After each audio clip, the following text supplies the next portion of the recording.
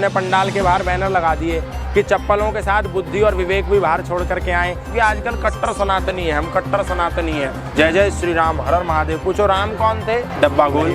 पूछो कृष्ण कौन थे? डब्बा गोल। पूछो वेद क्या है? डब्बा गोल। तो उन लोगों को कहना चाहता हूँ, तुम कट्टर हिंदू तो बन रहे हो पर तुम असली सनातनी बनो।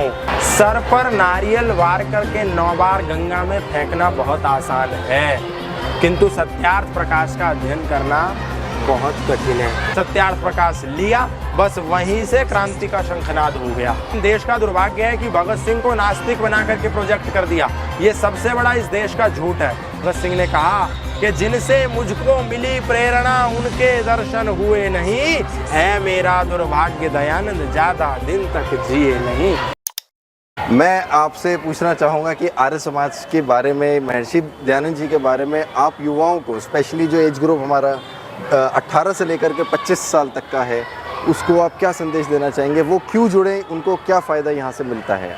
देखिए, सबसे बड़ी बात तो ये है, आज का युवा अपनी संस्कृति से विमुख हो रहा है, अपने धर्म से दूर भाग रहा है, अपनी परंपराओं को भूल रहा है, और इन परंपराओं को वापस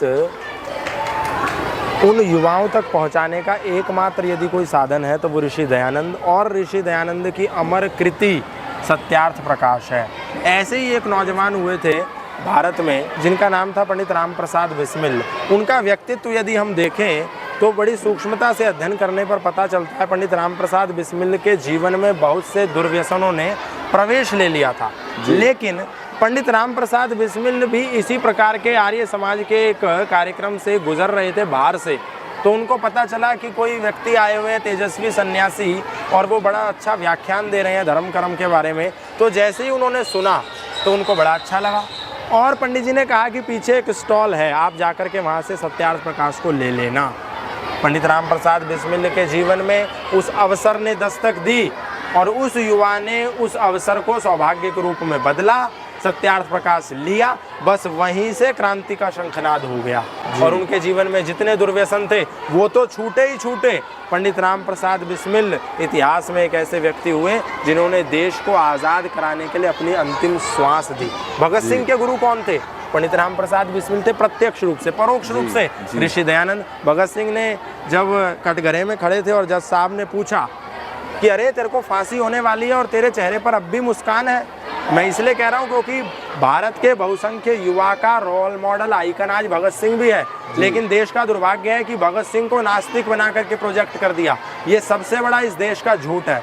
भगत सिंह नास्तिक नहीं थे। तो भगत सिंह के चेहरे पर जब मुस्कुराहट थी फांसी की सजा सुनने के बाद भी, तो जज ने पूछा कि आखिर वो क्या ताकत है, वो क्या शक्ति है, कौन सी अग्नि है कि फांसी का फंदा तैयार खड़ा है और तेरे चेहरे पर मुस्कान है, आंसू नहीं आ रहे? तो भगत सिंह ने कहा कि जिनसे मुझको मिली प्रेरणा उनके दर्शन हुए नहीं, है मेरा दुर्भाग्य दयानंद ज्यादा दिन तक जिए नहीं। इसलिए महर्षि दयानंद का जो अमर ग्रंथ है वो हमारे सामने एक अवसर के रूप में खड़ा है।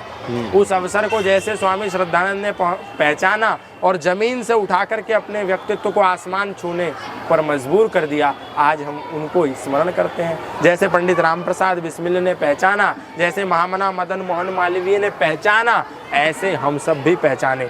दूसरी बात, आजकल बहुत सारे तथाकथित सनातनियों का गिरोह, तथाकथित इसलिए कह रहा हूँ क्योंकि सिर्फ भगवा लपेट लेते हैं, टीका लगा लेते हैं और जय जय श्री राम, हर हर महादेव के नारे लगाकर सड़कों पे घूमते हैं। इसी में मैं एक बात आपकी बोलना चाहूँगा। जैसे क्या होता है कि आर्य समाज में लोग आते हैं, हम भी प्रयास करते हैं अवेयरनेस फैलाने की, लेकिन आर्य समाज में लोग आते हैं तो उनको इतना समझ नहीं आता, क्योंकि आध्यात्मिक का जो भोजन है वो थोड़ा कठिन तो होता है, लेकिन और जगह जैसे जाते हैं वो नाम पुकार रहे हैं, ये कर रहे हैं, तो वो कहीं ना कहीं लोगों को लगता है कि वही उसी से आत्मिक शांति मिल रही है। एक बात, क्या ऐसा है? एक बात कहना चाहता हूँ, सर पर नारियल वार करके 9 बार गंगा में फेंकना बहुत आसान है, किंतु सत्यार्थ प्रकाश का अध्ययन करना बहुत कठिन है। डालडा घी खा करके पचाना बहुत आसान है, पर शुद्ध देसी घी खाना और फिर उसको आज के इस काल में पचाना बड़ा कठिन है। तो जो ऋषि दयानंद के सिद्धांत हैं,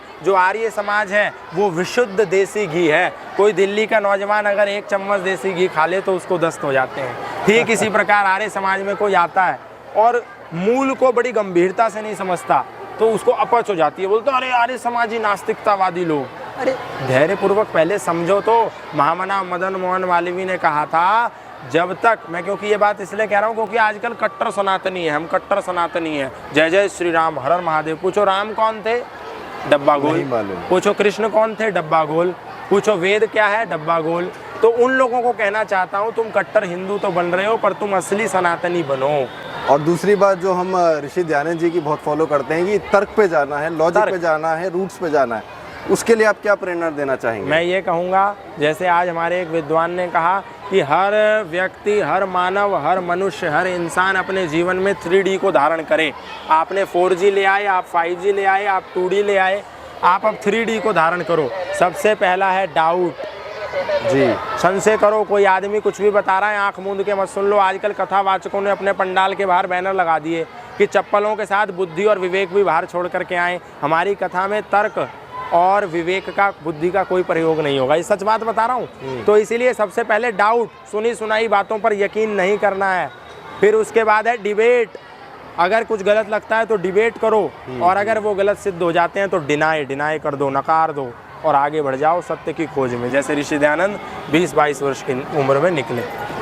तो जैसा आपने सुना, ये हमारे गौतम खट्टर आर्य जी के विचार थे। आप सभी को मैं भी यही कहना चाहूँगा कि आर्य समाज को एक्सेप्ट करने में थोड़ा कठिन तो आपको लगेगा, क्योंकि यहाँ पे जो बातें हैं वो कट्टर सत्य हैं और जो लॉजिकल है। जैसे कि जो मतलब साइंस में हम कोई भी रिएक्शन करते हैं तो उसका कोई लॉजिक, बिना लॉजिक के वो रिएक्शन पूरा नहीं हो सकता। इसी प्रकार से कोई भी रीति रिवाज बिना लॉजिक के पूरा अगर हम करते हैं तो उसका संपन्न नहीं होता है।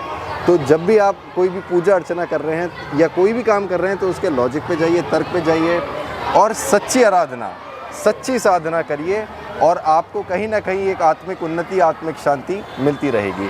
आपका एक बार बहुत बहुत धन्यवाद हमारे यहाँ पर आने के लिए, बहुत बहुत धन्यवाद। 100 से अधिक देशों में देखा जाने वाला भारतीय संस्कृति और ऋषियों द्वारा दिए गए ज्ञान व संस्कारों को समर्पित आर्य विचारों का प्रचार करने वाला विश्व का एकमात्र सबसे बड़ा चैनल वैदिक प्रचार।